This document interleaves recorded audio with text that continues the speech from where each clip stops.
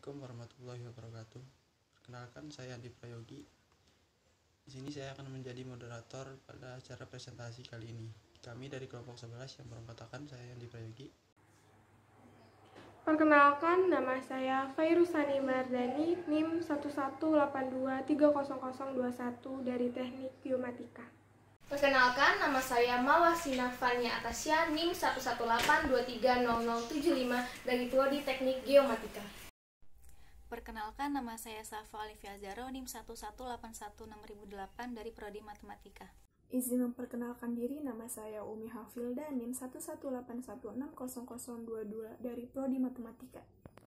Izin memperkenalkan diri, nama Rambu Akbar Rausanjani dengan NIM 1181678 dari Prodi Matematika. Di sini saya akan menjelaskan mengenai tujuan PTSL, yaitu menganalisa pendaftaran tanah sistematis lengkap. Yang kedua, mengetahui pelaksana pendaftaran tanah. Ketiga, menganalisis program PTSL. Yang keempat, mengetahui pengertian dari PPH dan BPH-TB terhutang. Kelima, studi kasus dengan metodologi. Jenis penyelesaian menggunakan penyelesaian masalah ini menggunakan metode kualitatif yang bersifat studi pustaka. Metode pengumpulan data adalah studi pustaka atau studi literasi. Prosedur penyelesaiannya adalah analisis pra penyelesaian, analisis penyelesaian, analisis data keseluruhan. Dengan latar belakang, pemerintah dalam hal ini BPN mempunyai tanggung jawab penuh atas efektivitas program ini dalam mengatasi permasalahan masyarakat dalam mendaftarkan tanah mereka serta mendapatkan hak-hak mereka atas kepemilikan tanah. Di sini saya akan menjelaskan pengertian PTSL. PTSL merupakan singkatan dari pendaftaran tanah sistematis lengkap yang merupakan salah satu program dari pemerintah untuk membantu masyarakat dalam memperoleh sertifikat tanah. Kegiatan PTSL sendiri ditunjukkan kepada masyarakat yang mempunyai permasalahan tanah yang belum memiliki sertifikat dengan sasaran yang telah memiliki dasar-dasar penguasaan pemilikan tanah. Tujuan PTSL sendiri yaitu untuk mempercepat pemberian kepastian hukum dan perlindungan hukum hak atas tanah rakyat secara pasti, sederhana, cepat, lancar, aman, adil, merata, dan terbuka, serta akuntabel, sehingga dapat meningkatkan kesejahteraan masyarakat. Selanjutnya yaitu program PTSL. Yang pertama yaitu PAP, kedua LMPDP, yang ketiga Prona, dan yang keempat yaitu Larasita. Untuk pendaftaran tanah pertama kali melalui program LMPDP. Hukum PTSL. Dasar hukum yang pertama yaitu Undang-Undang Nomor 5 Tahun 1960 tentang Peraturan Dasar Pokok-pokok Agraria. Dasar hukum yang kedua yaitu Peraturan Pemerintah Nomor 10 Tahun 2011 tentang Tata Cara Penggadaan Pinjaman Luar Negeri dan Penerimaan Hibah. Dasar hukum yang ketiga yaitu Peraturan Pemerintah Nomor 128 tahun 2015. Dasar hukum yang keempat yaitu Peraturan Pemerintah Keuangan Republik Indonesia Nomor 86 PMK 02 2017 tentang standar biaya keluaran tahun anggaran 2018. Dasar hukum selanjutnya yaitu Peraturan Menteri Agraria dan Tata Ruang atau Kepala Badan Pertahanan Nasional Nomor 33 tahun 2016 tentang surveyor kadaster berlisensi. Dasar hukum selanjutnya yaitu Peraturan Menteri Agraria dan Tata Ruang atau Kepala Badan Pertahanan Nasional Nomor 6 tahun 2018 tentang pendaftaran tanah sistematis lengkap. Selanjutnya itu Surat Sekretaris Jenderal Kementerian Agraria dan Tata Ruang. Selanjutnya Pedoman Pelaksanaan Anggaran dan Pelaporan Barang Milik Negara tahun anggaran 2018 di lingkungan Kementerian Agraria dan Tata Ruang atau Badan Pertahanan Nasional. Di sini saya akan mempresentasikan tentang syarat pengajuan PTSL, pihak yang berperan dalam PTSL, dan asas PTSL. Syarat pengajuan PTSL itu ada 5. Dokumen yang pertama itu dokumen kependudukan berupa KK dan KTP, yang kedua itu surat tanah yang bisa berupa letter C, akta jual beli, akta hibah atau berita acara kesaksian, dan lain-lain. Yang ketiga itu tanda batas tanah yang terpasang. Perlu kita ingat bahwa tanda batas tanah ini harus sudah mendapat persetujuan dari pemilik tanah yang berbatasan. Yang keempat itu bukti sektor biaya perolehan atau BPH-TB dan PPH. Yang kelima itu surat permohonan atau surat pernyataan peserta.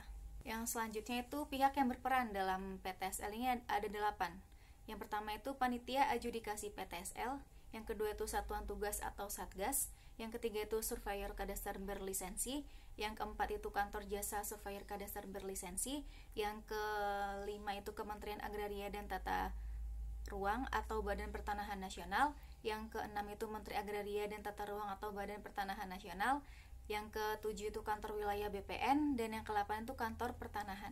Kemudian asas dalam PTSL ini ada 2. Yang pertama itu asas lex superior derajat legi inferior dan asas lex specialis derajat legi generali. Asas lex superior derajat legi inferior ini adalah peraturan yang khusus dapat menyampingkan peraturan yang umum.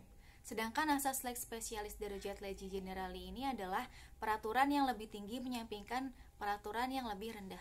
PTSL adalah yang pertama penetapan lokasi, yang kedua pembentukan panitia adjudikasi PTSL, yang ketiga penyuluhan, yang keempat pengumpulan dan pengolahan data fisik dan data yuridis, yang kelima pemeriksaan tanah, yang keenam pengumuman, yang ketujuh pemberian hak atas tanah, yang ke-8 pembukuan, dan yang terakhir penerbitan dan penyerahan sertifikat.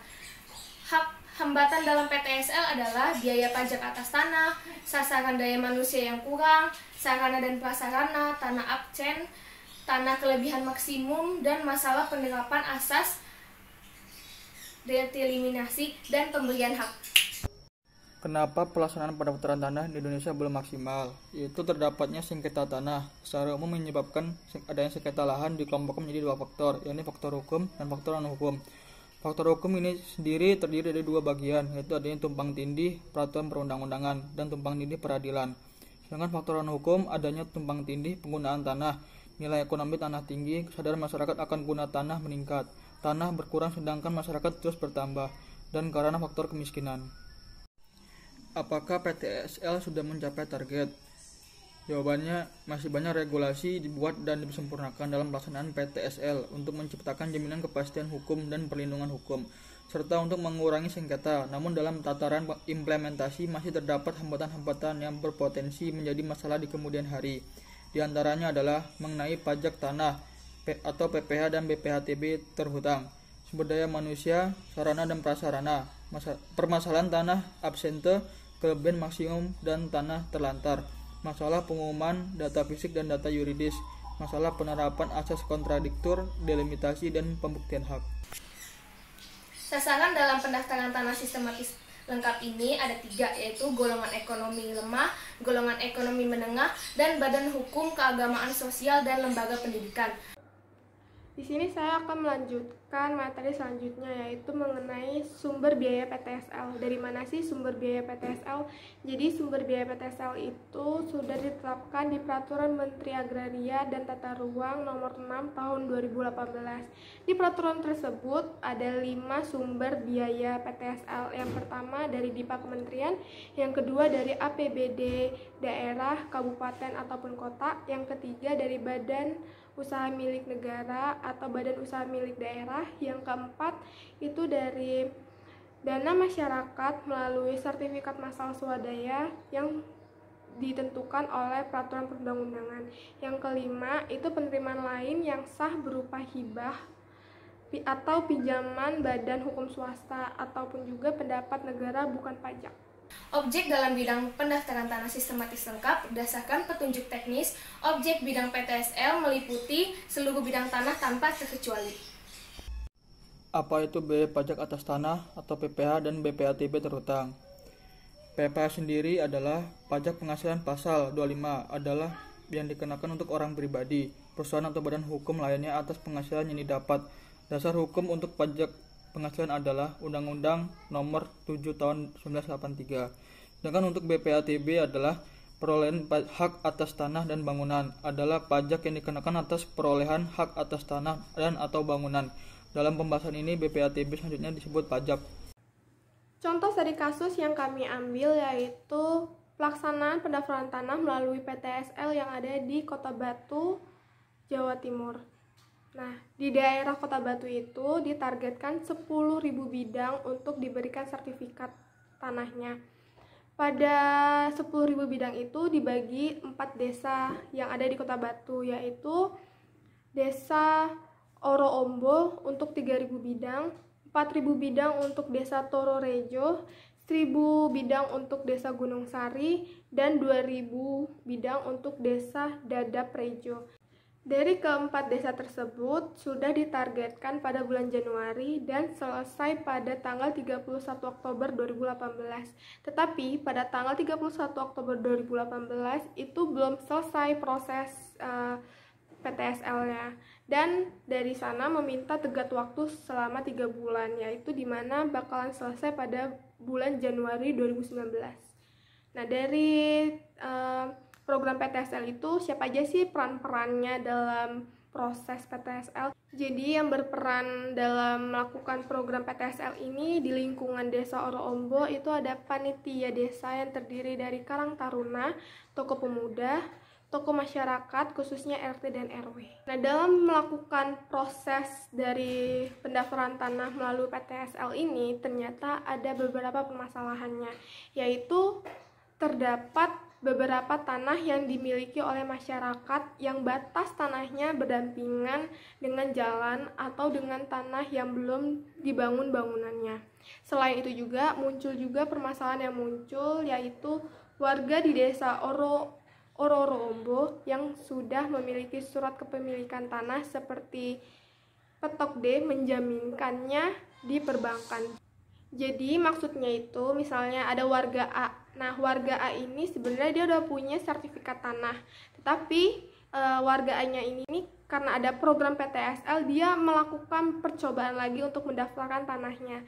Tapi si A ini sudah menjaminkan sertifikat tanahnya di perbankan. Jadi di sini ada kasus di mana dia mau punya sertifikat tanahnya ganda, dan itu kan nggak bisa di peraturan pemerintah ini. Jadi seperti itu. Ternyata terdapat permasalahan baru dalam melakukan proses PTSL di Kota Batu. Yang pertama itu sumber daya manusia yang kurang. Jadi jumlah petugas ukur di kantor pertanahan Kota Batu yang sedikit tidak sesuai dengan jumlah luas bidang tanah yang mau dilakukan proses pengukuran. Dikarenakan itu, jadi petugas ukur ini memakan cukup waktu yang lama untuk melakukan pengukuran di daerah atau di tanah yang mau dilakukan proses PTSL tersebut. Yang kedua, objek tanah dalam penjaminan perbankan. Yang ketiga, penundaan pembayaran pajak peralihan hak atas tanah. Terus yang keempat, tanah absens. Nah, tanah absens itu apa sih? Jadi, tanah absens merupakan tanah pertanian yang dimiliki oleh perorangan yang tempat tinggalnya tidak dalam satu kecamatan. Dari kasus-kasus yang setelah saya kasih tahu, ternyata ada outputnya nih dari PTSL. Nah, output dari PTSL ini berupa sertifikat, bahwa ketika mendapatkan sertifikat tanah, masyarakat dapat memperoleh efek secara ekonomi. Adanya PTSL akan memberikan akses pemodalan karena sertifikat tanah bisa dijadikan anggunan untuk memperoleh modal dari perbankan. Baiklah, itulah presentasi dari kelompok 11 yang berkesimpulan. Jadi dengan pendaftaran tanah melalui program PTSL ini, dalam hal ini pemerintah memberikan rangsangan kepada pemegang hak atas tanah agar mau mendaftarkan tanahnya dan berusaha membantu menyelesaikan sebaik-baiknya sengketa-sengketa tanah yang sifatnya strategis, dengan jalan memberikan kepada mereka pemegang hak atas tanah berupa fasilitas atau kemudahan. Masyarakat yang mempunyai permasalahan tanah terkait sertifikat tanah, maka pendaftaran tanah sistematis lengkap dilakukan untuk percepatan pemberian kepastian hukum dan perlindungan hukum hak atas tanah secara pasti, sederhana, cepat, lancar, aman, adil, merata, dan terbuka secara akuntabel. Sekian presentasi dari kelompok 11. Assalamualaikum warahmatullahi wabarakatuh.